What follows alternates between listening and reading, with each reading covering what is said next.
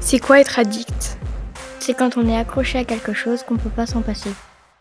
On peut en parler avec les parents. On est déjà accro au téléphone et aux réseaux sociaux. Au sucre et au sel. Au sport, à Fortnite et aux jeux vidéo. Et même les écrans. Aux cigarettes. À l'alcool et au champagne. Au cannabis, à la cocaïne, Et aux saucissons. au CBD. Accro aux films et aux séries. À l'amour, mais ça c'est de la dépendance affective. Au streaming. En plus, j'ai une chaîne sur Twitch. Aux bêtises, au make-up, On peut être addict à tout, même à manger des cailloux. aux animaux. Au travail. À la musique. Au porno et au sexe. À l'argent, mais il y a des radins. À se ronger les ongles. C'est dangereux. Tu peux être choqué. Ça va faire mal. C'est pas bon pour le moral. Regarde ce que ça fait à d'autres.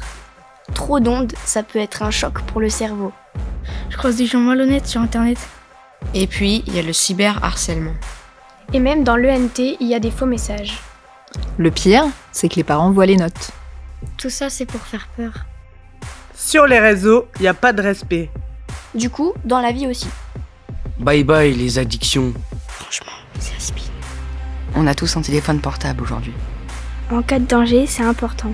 Pour envoyer des messages, pour appeler les pompiers. On s'en sert pour jouer à des jeux. Pour écouter de la musique. Pour regarder des vidéos sur TikTok. On passe beaucoup de temps dessus, des jours et des nuits, des heures et des heures. Sauf quand il y a le contrôle parental. On doit nous empêcher de rester trop longtemps sur nos écrans. Et puis on peut tomber sur des sites qui sont pas de notre âge.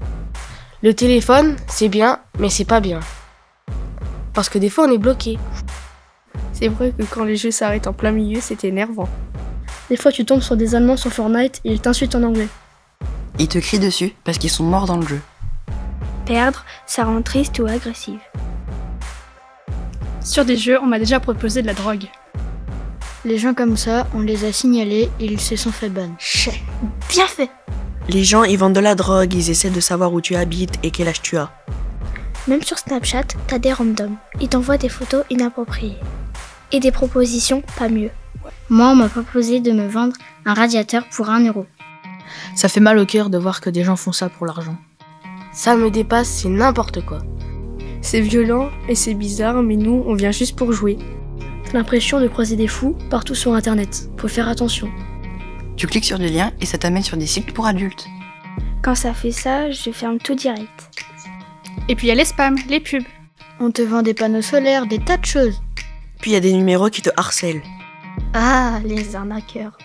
Le cyberharcèlement, c'est la raison pour laquelle les téléphones portables ne devraient pas exister. Quand on envoie des vidéos et des photos de toi sans ton consentement. Le pire, c'est quand c'est des gens que tu connais pas. Faut pas donner d'informations sur soi. Même quand c'est des gens que tu connais, ils font des dingueries. On peut pas faire confiance, il faut être sur ses gardes. Des fois, tu parles à des gens que tu crois connaître, mais c'est pas eux. Les gens sont jaloux des autres. Ça amène de la haine.